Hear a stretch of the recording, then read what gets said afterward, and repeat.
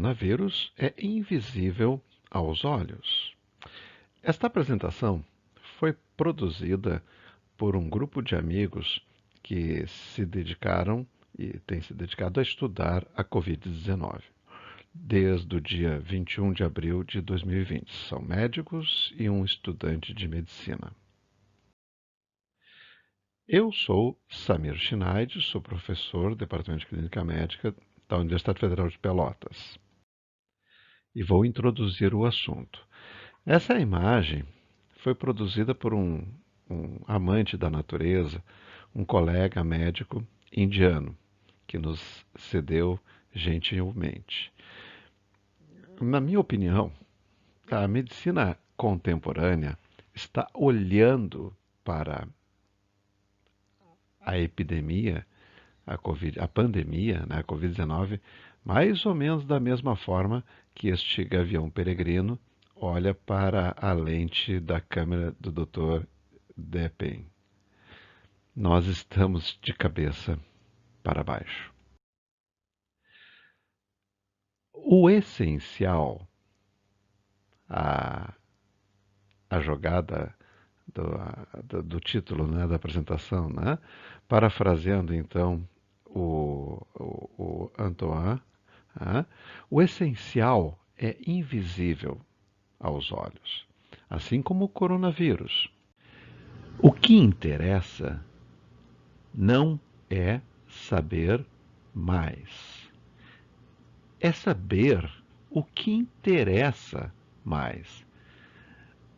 Então, esta é uma reflexão muito importante, tanto para nós, estudantes de medicina, professores da área médica, como para o próprio profissional médico. Nós trabalhamos com uma carga de informações muito grande. Vamos resgatar um pouquinho assim da literatura. Jorge Luiz Borges, né? Um conto onde o personagem não esquecia nada. Isso era uma doença, porque ele não conseguia sequer contar para um amigo como teria sido o almoço na véspera. Schopenhauer. Quem lê muito, pensa pouco.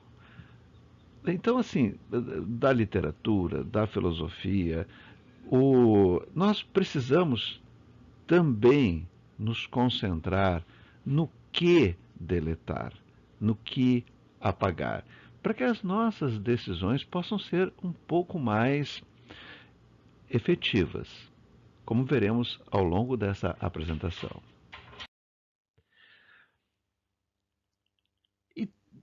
Estudamos muito, falamos muito, ensinamos muito sobre a importância da empatia com os pacientes.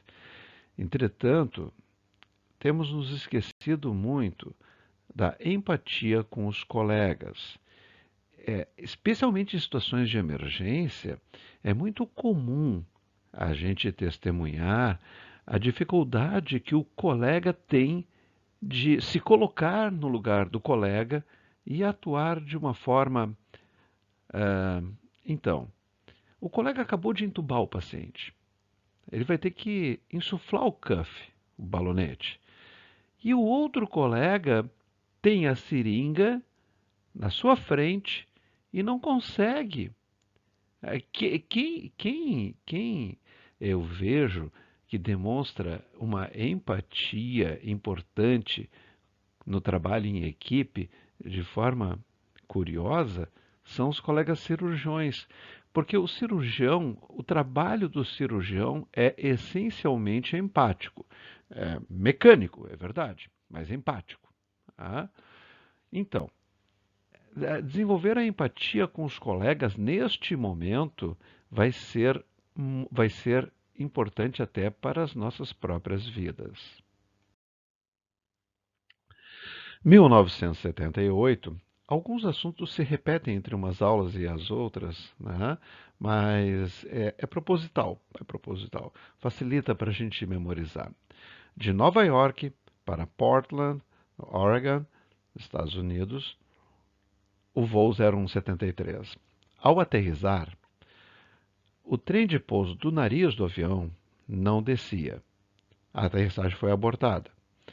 E a equipe da cabine decidiu fazer uma curva longa e se concentrar no mecanismo por que não estava descendo. Então, apesar de várias intervenções depois identificadas na gravação da caixa preta do avião, várias intervenções do engenheiro de voo, do copiloto, o comandante do voo não percebeu que o combustível tinha terminado. E o avião caiu. O avião caiu. E morreram pessoas. E a NASA estudou esse evento e definiu um protocolo, que é o protocolo utilizado para todas as equipes de aviação, tanto civil como militar nos Estados Unidos, que é o protocolo de gerenciamento de recursos em situações de crise, que nós abordaremos mais adiante.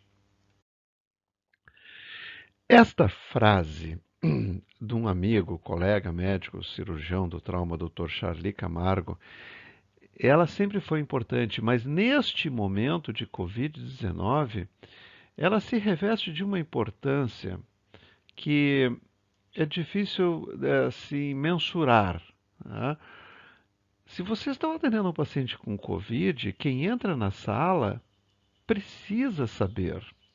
Quem vai receber esse paciente, mas era óbvio, sim, era óbvio. Uhum. Bom, nós vamos agora introduzir o nosso assunto, do invisível para o assunto que pretendemos trabalhar. Para contextualizar o nosso assunto, inicialmente vamos pensar sobre o que é competência. Competência reúne 3 domínios: conhecimento, habilidades e atitude. Tá? O conhecimento em filosofia se divide em lógico, prático, técnico, intuitivo e revelado. O conhecimento lógico, desde do final da Idade Média, se transformou no único conhecimento que nós compreendemos, que é o conhecimento epistemológico. Né? Mas nós temos vários outros domínios de conhecimento. O conhecimento técnico tem a ver justamente com a arte, né? Com a tecne, né? A arte dos procedimentos, e nós temos aulas sobre uma série de técnicas também, que a gente está trabalhando no curso APPC. Entre as habilidades, nós temos as habilidades técnicas, como a intubação, já trabalhado em outros vídeos, e habilidades não técnicas. Esse é o assunto desta videoconferência. As habilidades não técnicas que serão abordadas são, e englobam praticamente todas as que precisamos: comunicação, liderança, consciência situacional, gerenciamento de tarefas, trabalho em equipe e tomada de decisão. São muito importantes, mas muito provavelmente nenhum de nós teve uma aula sobre consciência situacional, sobre gerenciamento de tarefas ao longo de todos os 6 anos da faculdade, porque são habilidades não técnicas. Elas pertencem ao mundo do invisível, mas o invisível é essencial também. Eu falarei inicialmente sobre comunicação.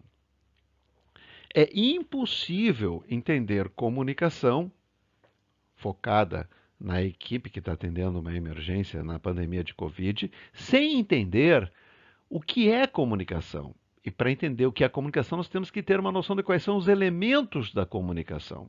Tá? Até uma questão do Enem há uns 2 ou 3 anos. Tá? Então, assim, ó, nós temos um contexto,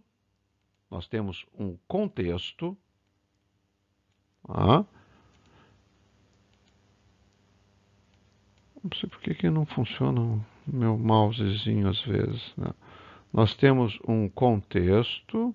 Deixa eu ver se eu consigo agora. Também não tá. Ah, tá, peraí. Já sei o que é. Nós temos um. Não. Ah, deixa então. Nós temos um contexto. Não, qual o nosso contexto? A ala Covid do HE, da UFPEL, da EBSER, em tempos de Covid. Esse é o nosso contexto. Nós temos um emissor. Tá? Então, eu estou emitindo uma mensagem que é esta apresentação sobre habilidades não técnicas para vocês que são os receptores desta mensagem. Eu estou utilizando a língua portuguesa como código. E todos nós estamos usando o PowerPoint rodando nos computadores como canal. Aqui está havendo comunicação, que é diferente de diálogo.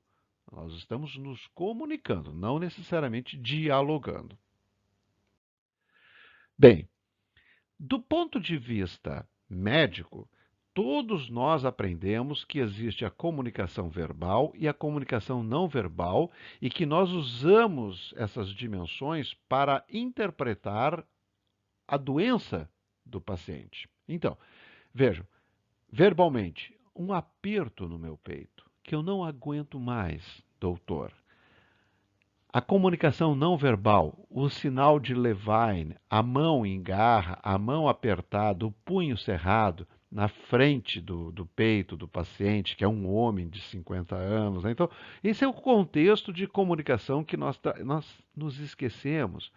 E a faculdade, muitas vezes também, a nossa faculdade, porque a faculdade europeia, começando pelas unidades dos países anglo-saxões e, atualmente, os países de língua espanhola, inclusive tendo começado aqui pelo Chile, estão trabalhando e muito aspectos de comunicação para os estudantes de medicina, comunicação verbal, comunicação não verbal. Aliás, essa comunicação não verbal é que nós precisamos estar muito atentos, mas não só do ponto de vista do paciente para nós, mas entre nós e os colegas da equipe que está atendendo, o tom de voz, os gestos que nós estamos fazendo, a nossa mímica facial, tá? Quase como se fosse uma preocupação teatral, tá? De dramaturgia.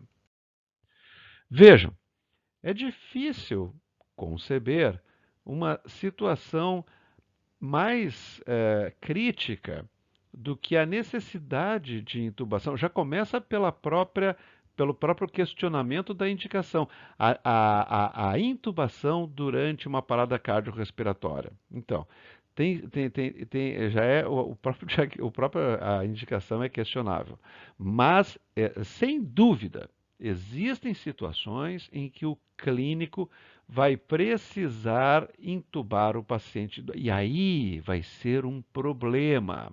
Tá?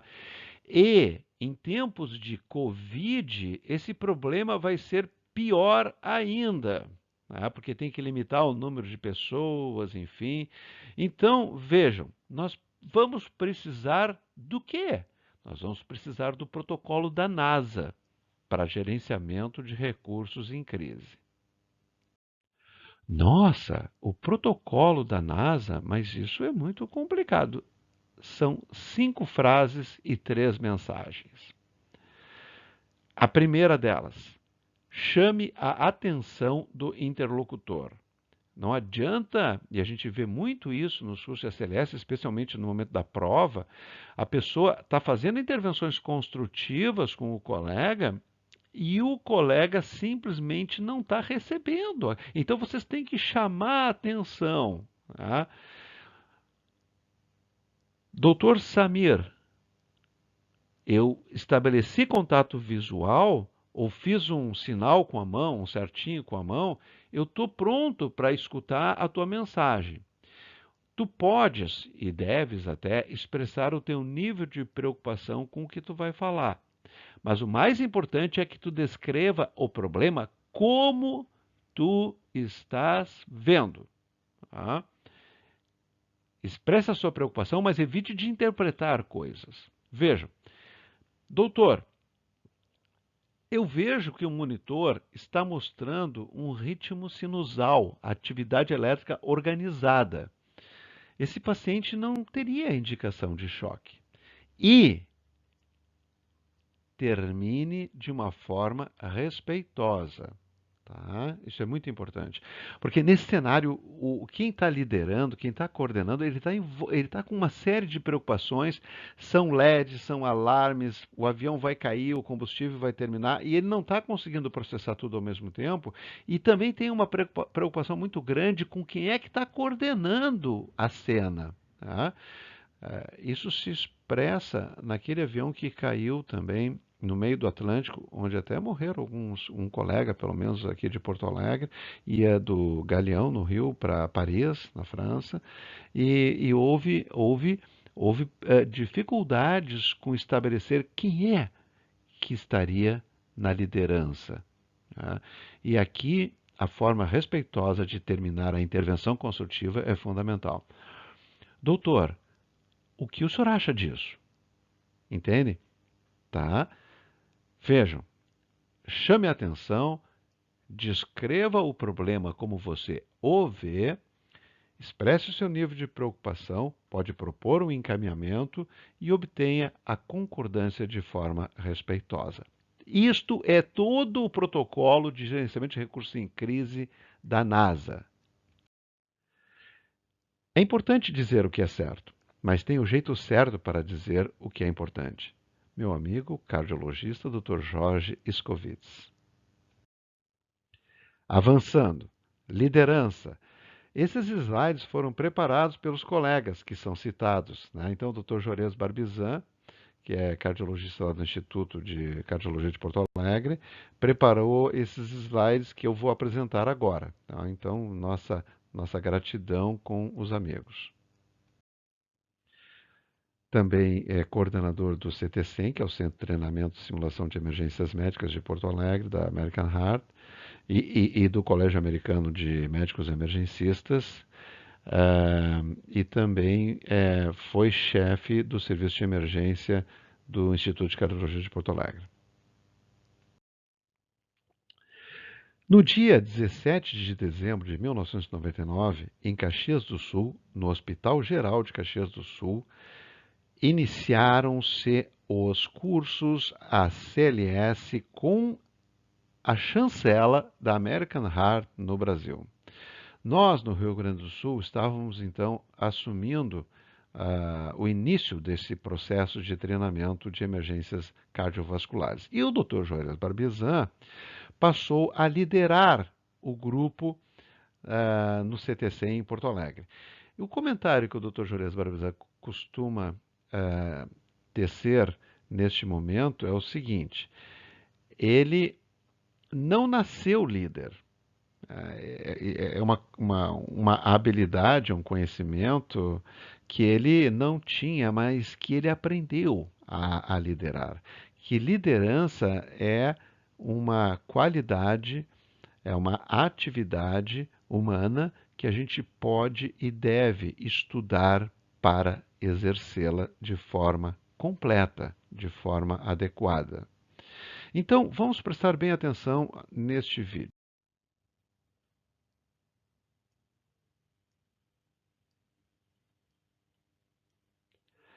Talvez vocês nem tenham percebido que os 4 pneus do automóvel foram trocados. O que nós temos aqui? Nós temos muita gente fazendo muita coisa ao mesmo tempo. Nós temos uma abordagem coreografada. Cada um sabe o que fazer, mas nós temos um maestro desta orquestra, que é o líder. E este é o objetivo da liderança. Tá? Dizer quando todos podem começar, dizer quando todos têm que terminar.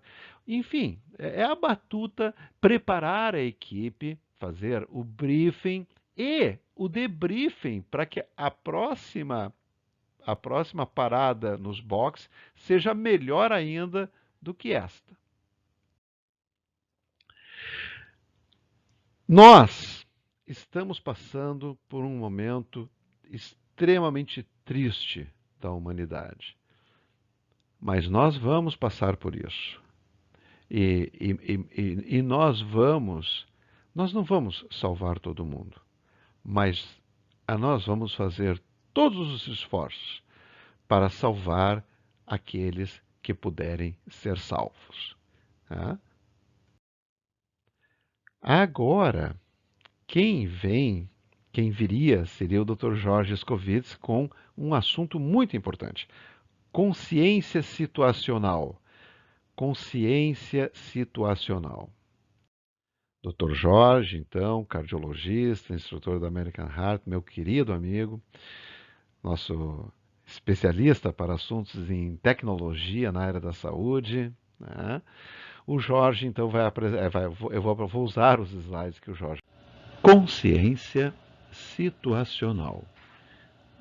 É provável que alguns de vocês tenham olhado para esse slide e tenham enxergado uma taça branca.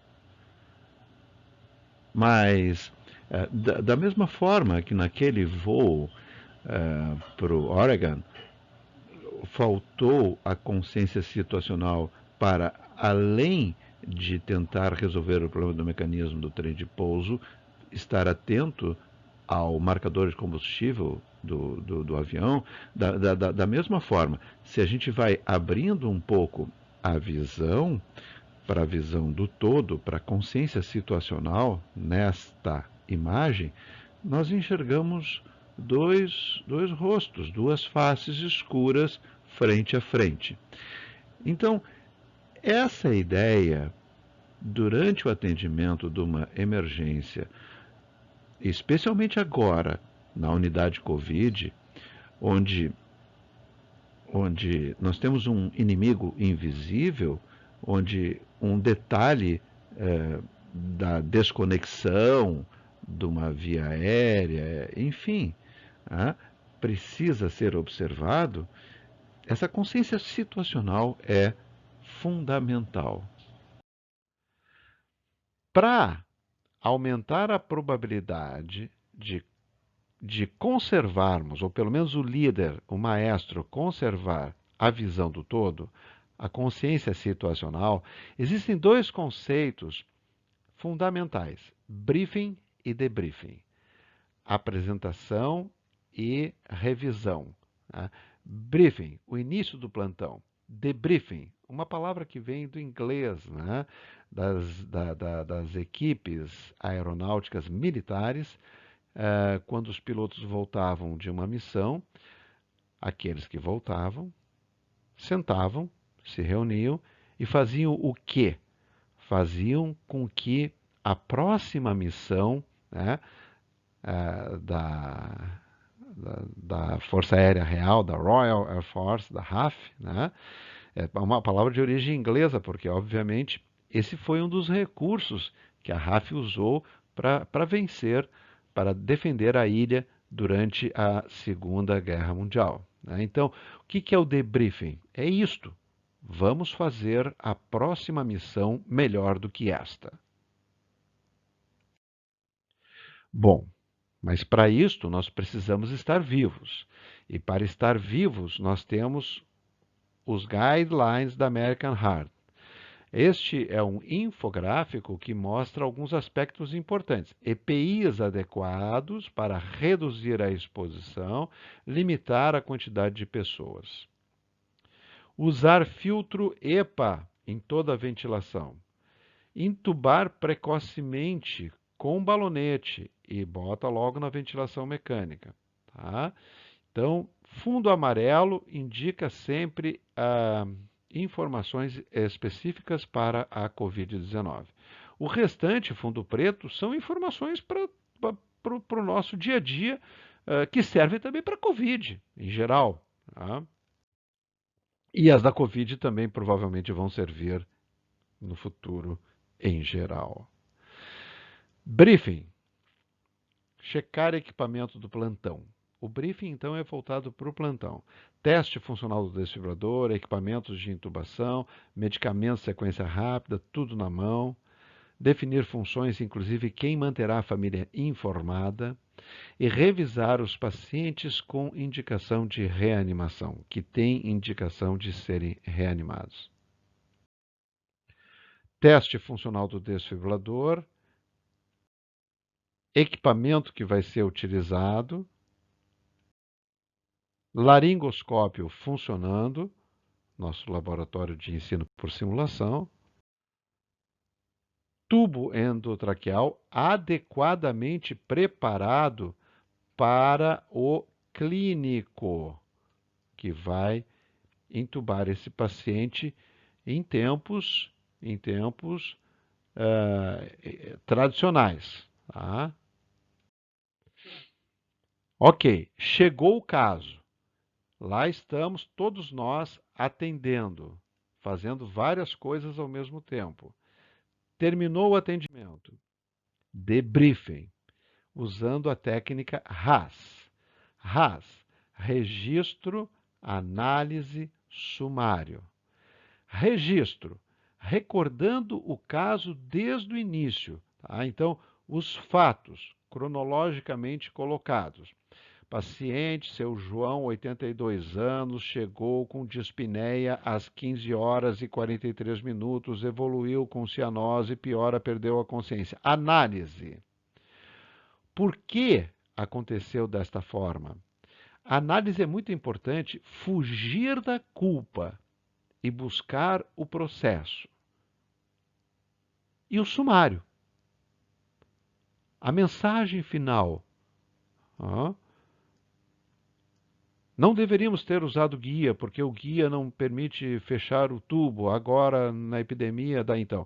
O sumário. Tá? Isso é muito importante, até foi bom ter lembrado assim. Ó. Falhas acontecem.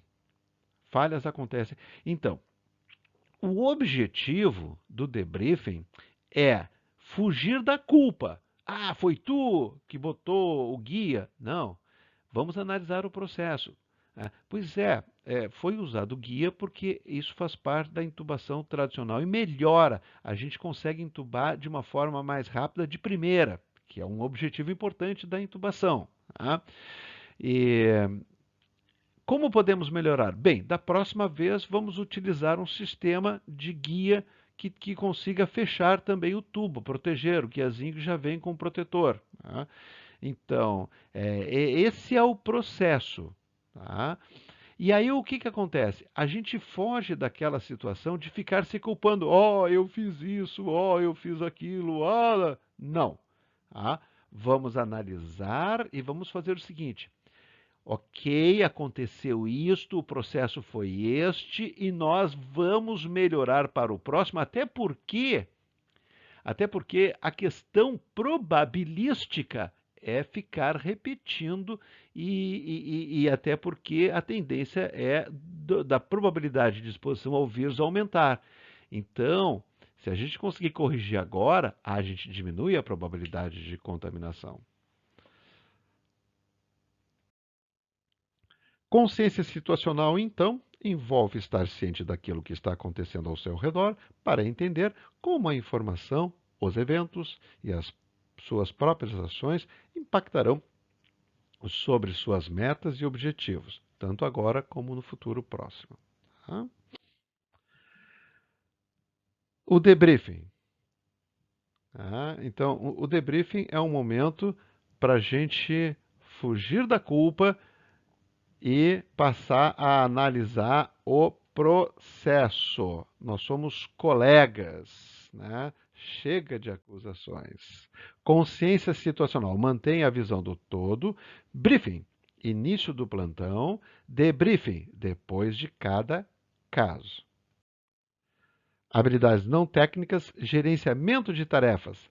Meu querido amigo, pediatra, neonatologista, intensivista, lá de São Leopoldo. Ele que preparou, muito bem preparados esses slides. Gerenciamento de tarefas. Tudo começa aqui na China, né, em princípio, nessa cidade de Wuhan, E eles aqui já tiveram que começar a gerenciar. Eles fizeram um hospital praticamente em 10 dias. Fizeram um hospital em 10 dias. E não foi um hospital de campanha, foi um hospital mesmo. Gerenciamento de tarefas. Né? A epidemia se espalhou, eles conseguiram pelo globo. Na China eles conseguiram ter algum grau de controle.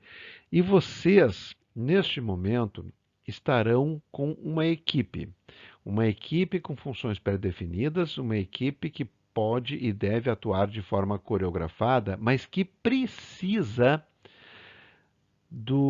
da liderança até para definir as prioridades em alguns momentos. Tá? Esta é uma palavra tão difícil para nós, prioridade. Tá? Nós usamos, inclusive, essa palavra de forma inadequada no plural, porque, na verdade, prioridade não existe no plural. A prioridade é uma. Tá? E como assim a prioridade? Bom, tudo que existe em termos de atendimento de emergência, de qualidade, ACLS, PAUS e TLS, todos esses cursos, eles existem porque nós trabalhamos com prioridade nestas cenas. Prioridade. Tá? Ah, por que que se tu tem um paciente para pegar uma veia ou para entubar e ele está fibrilado e o desfibrilador está ali e está pronto, por que que a tua prioridade, por que que não pode deixar a tua enfermeira pegar a veia, né? Já que ela pode atuar de forma coreografada, por que que tem que ter um maestro nesse momento que diga assim, enfermeira, por favor, segura um pouquinho a veia, porque o choque é a prioridade, né? E ela tentando, é um risco para ela ficar tocando no braço do paciente no momento que vai dar o choque. E é ruim ela começar a pegar a veia, parar e depois tentar de novo. Veia nessa circunstância normalmente é uma coisa difícil de conseguir, né? Então, olhem para a cena. Eu adoro esse slide. Esse aqui quem me mandou foi o Dr. Charlie. Eu e o Dr. Jorge gostamos muito desse slide.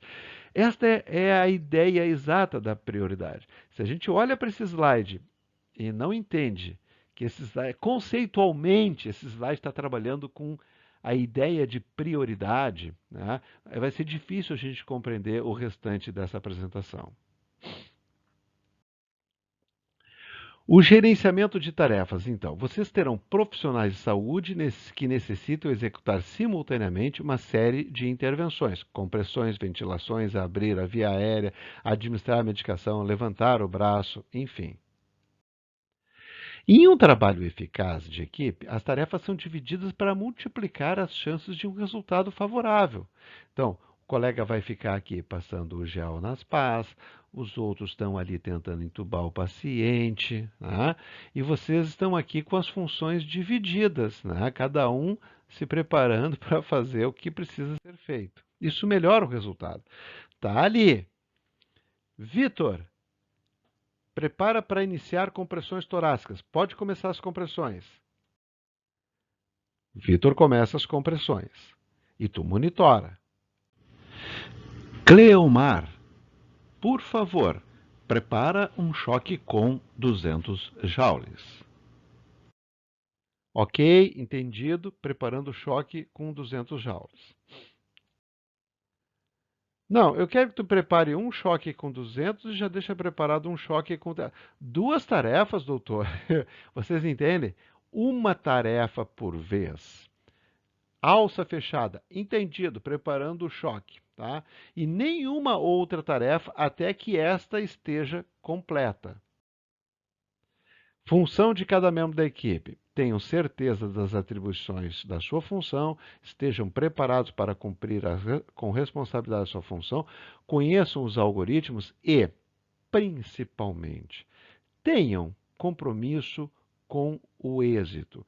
Cada um de nós precisa estar comprometido com o êxito da missão. Sobre gerenciamento de tarefas, 3 pontos fundamentais para encerrar essa apresentação aqui do gerenciamento de tarefas. Chame pelo nome. Cleimar. Defina uma tarefa por vez. Prepara um choque de 200 joules. Monitore. Agora, o trabalho em equipe do nosso amigo internista Dr. Gibran Eizeric. Gibran Eizeric, então, que preparou, esses slides ficaram muito bonitos. Ele é internista, fez medicina interna lá no Conceição, onde a gente também fez interna, né? E é um dos colegas mais inteligentes do nosso grupo. Vejam, elementos das dinâmicas de equipe, tá? De equipes eficazes, né? Então, comunicação em circuito fechado. Chamou pelo nome, Cleimar, prepara um choque de 200 joules, por favor. Prepara o desfibrilador para 200 joules não sincronizados. Então, o Cleimar me dá o retorno. Tá? Isso em comunicação por rádio é também conhecida como cotejar. Né? Tu chega no supermercado e tu fala assim, o senhor quer CPF na nota? Quero. Qual é o seu CPF? 543. E aí, o, o operador ali do caixa, 543. Pronto. Ele entendeu e já disse que está pronto para receber uma próxima mensagem. Entende? Tá? Então, comunicação em circuito fechado. Sempre. Isso aqui, mensagens claras. A gente pode pensar assim, não, mas isso aqui vocês estão exagerando. Né? O óbvio precisa ser repetido, meu amigo Dr. Charlie. Tá? Da mesma forma que a gente tem que dizer para a mulher da gente, né? Eu te amo, meu amor. Né? Mas isso é óbvio. Eu sei que é óbvio, mas acontece que o Dr. Charlie nos ensinou a repetir o óbvio. Então a gente repete o óbvio. Mensagens claras. Voz, entonação de voz clara. Funções e responsabilidades bem definidas no início do plantão. Cada um tem que ter noção das suas limitações. Eu não treinei intubação em manequim. Eu não treinei intubação em cadáveres. Eu não vou querer intubar agora. Então, limitações de cada um. Compartilhar o conhecimento é fundamental. Às vezes o colega que está fazendo as compressões, por algum motivo, ficou fazendo as compressões, mas ele é o colega mais experiente. Nós temos um ritmo de torção das pontas no monitor e eu vou dar a mildarona. Né? Se eu disser que eu tenho uma torção das pontas no monitor e compartilhar esse conhecimento, ele pode me ajudar. Olha, dá uma olhadinha no eletro anterior, vê se tem um QT longo. Se esse paciente está tomando hidroxicloroquina ou cloroquina, ele pode estar com um QT longo e aí a mildarona age aumentando o QT. Tá? Ele está ali fazendo compressões, né? Mas ele está colaborando. Tá? Quem sabe tu usa sulfato de magnésio, mas para isso o conhecimento tem que ser compartilhado. Intervenções construtivas, é isso que a gente acabou de comentar. Né? Doutor, o ritmo no monitor é um ritmo organizado. O senhor quer mesmo dar o choque? O senhor não acha que seria melhor anular esse choque? O que o senhor acha disso? Entende? A intervenção construtiva. Reavaliação e resumo. A gente às vezes faz um resumo em voz alta. E o respeito mútuo é fundamental. O respeito mútuo tem dois aspectos. Primeiro, quem está coordenando não pode usar uma expressão, um tom de voz desrespeitoso com os colegas. E, por sua vez, os colegas também. O respeito mútuo é mútuo. Né? Os colegas também não podem interpretar eventualmente uma mensagem, assim como eu estou falando, uma mensagem clara. Né? Eu estou usando um tom de voz que, de tão claro, às vezes tangencia a arrogância. Tá? Mas o colega que está recebendo essa comunicação não pode interpretá-la como uma comunicação arrogante. Né? Ele simplesmente está tentando ser claro. Tá? Então, o respeito mútuo é mútuo. Tá? Dinâmica de equipe construa um ambiente de respeito e de efetividade. Tá? Então, a gente vai equilibrar a efetividade com a afetividade. Tá? Seja assertivo e sempre use um tom de voz controlado. Nós estamos agora chegando no final, né, nós vamos trabalhar o processo de tomada de decisão, que foi preparado pelo estudante de medicina da Universidade Federal de Pelotas, Dr. Eric Freitas. Doutor, não, futuro doutor Eric Freitas. Mas olha, ele trabalhou tão bem que já daria para chamar de doutor. Então, o Eric, tomada de decisão. Vejam, toda decisão acertada é proveniente da experiência. Mas toda experiência é proveniente de uma decisão não acertada. Esse é o nosso problema. Então, o que nós vamos trabalhar agora? Para acertarmos mais, nós precisamos atuar mais.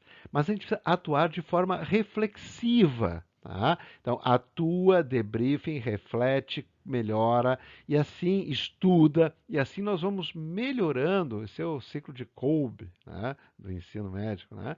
Bem, e do Donald Schoen também, da prática reflexiva. Né? Então, nós vamos acumular informação. E toda a estrutura, eu falei antes que toda a estrutura dos nossos algoritmos, tanto em SLS, PAUS como ITLS, se baseia numa questão de ter prioridade. Né? Mas ela se baseia também, eles se baseiam também, já vamos ver logo a seguir, só por enquanto vamos analisar essa curva aqui. Ela se baseia também no acúmulo de dados. Tá? Esta é uma curva muito utilizada pelo pessoal que investe em bolsa de valores, que toma decisões, né, sobre milhões. Né? Então, esta curva, ela é curiosa. Ela tem uma ascensão que aumenta a acurácia da decisão, melhora com o aumento dos dados, tá? Com a carga de informações. Tá? Mas isso não é eternamente assim. Existe um momento em que vocês têm que tomar a decisão. Tá? Existe um momento em que você. Mas, doutor, ele tem essa curva senoidal no monitor, ele é um renal crônico, ele está em parada cardíaca. O senhor não pode fazer um medicamento sem aguardar o resultado da gasometria que vai confirmar se o potássio está alto ou não. Não, não, não, não, não, não, não. Tá? Nós precisamos decidir e o volume de informações que a gente precisa já está aqui. Esse é o momento da decisão. Assim é também um pneumotórax, né, hipertensivo.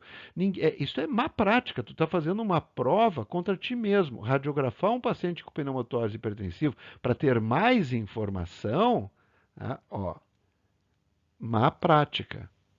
Tá?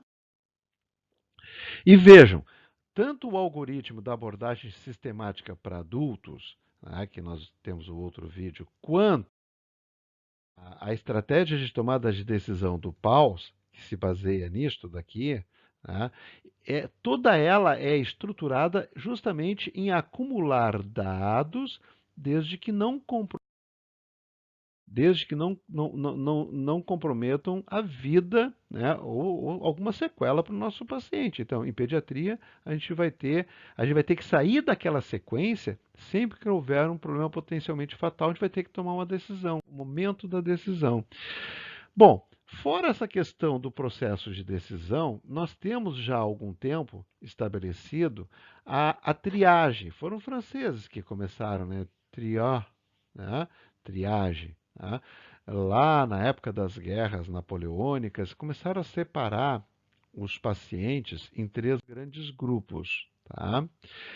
Aqui vocês estão vendo duas imagens. Uma é o bombeiro saindo do meio do sinistro, né, onde está queimando o avião, o incêndio que acontece de forma simulada. Esse é o ESEAC, Exercício de Emergência Aeronáutica Completo, que a gente faz no Aeroporto Salgado Filho. Participei de alguns em Porto Alegre. Tá? Bom, aqui no ESEAC, vocês têm. O médico não entra na área do sinistro. As vítimas estão saindo de lá, queimando, gritando, chorando. Tu não vai lá socorrê-las. Tá? Por quê? Porque tu não tem nem treinamento e nem equipamento. Ah, não adianta. Tá? Nós vamos só fazer mais uma vítima. Tá? Isso é um princípio básico. Tá? Bem, Mas aqui, voltando às habilidades não técnicas, nós temos um sistema de triagem. A gente coloca os que estão melhores numa lona verde, os que têm algum risco, mas não estão tão graves, numa lona amarela, e aqueles pacientes aquelas vítimas que estão muito graves, numa lona vermelha. Tá? E aqui nós temos 3 grupos, e ainda tem mais uma lona preta para os pacientes, para as vítimas que estão mortas, que não tem o que fazer. Tá? Esse é o sistema de triagem tradicional, construído no sentido de selecionar, puxar para o atendimento aqueles pacientes que estão mais graves, tá? Para que a gente possa oferecer prioridade de atendimento e mais chances de recuperar esses pacientes. Né? Isso é clássico lá em Porto Alegre. Nós, quando fazemos essa simulação, ficam filas de automóveis em torno do Cristo Redentor, e lá na CIS Brasil tem um paciente que está morrendo com um pneumotórax hipertensivo, que a gente pode salvá-lo facilmente, e lá na entrada do Cristo, então, tem um paciente com uma fratura do membro superior, e que poderia perfeito. Então, é fundamental esse sistema de triagem, tanto que ele é também utilizado para triagem clínica no protocolo Manchester. Tá? Vejam, isso aqui é muito triste. Fundo amarelo, Itália, triagem reversa. Isso é muito triste. O que é a triagem reversa? Triagem reversa, assim, por definição, é tu liberar os pacientes do hospital, que estavam no hospital porque não estavam bem, mas porque tu tem que colocar mais gente, porque está chegando mais gente. Mas na Itália, nós tivemos que, os colegas italianos tiveram que utilizar um sistema pavoroso, que é assim, ó, chegavam os pacientes de mais idade com Covid e, como havia pacientes mais jovens com Covid, com mais chances de se recuperarem, nós tradicionalmente triaríamos os pacientes idosos, que eles em tese são mais graves, com comorbidades, enfim. Mas em função de que o hospital estava lotado e tu não tinha mais como tirar gente do hospital, né? E tu não tinha mais recurso, não tinha mais respirador, a UTI não tinha mais. Então, o que estava acontecendo? O que aconteceu na Itália? Por isso é que a curva é importante. Né? Achatar a curva é importante por causa disso, velho. Desculpa a expressão, mas para tu não necessitar fazer triagem reversa. Triar os que não são assim tão graves e mandar para casa os idosos com comorbidades para morrer. Vocês entendem? Então, tomada de decisão. Colete toda a informação disponível até o limite para a decisão. Esse limite é estabelecido pelo quadro clínico do paciente e pelos recursos disponíveis. Bom, minha mensagem final. Empatia com os colegas. Coloquem-se nos sapatos do colega. Caminhe com os sapatos do colega. Este curso e esta aula, este material, foi desenvolvido originalmente para os acadêmicos que participam ativamente dos módulos de ensino e da Liga de Educação Médica do Laboratório de Ensino por Simulação da Faculdade de Medicina da Universidade Federal de Pelotas. É o atendimento padrão da parada cardíaca para acadêmicos.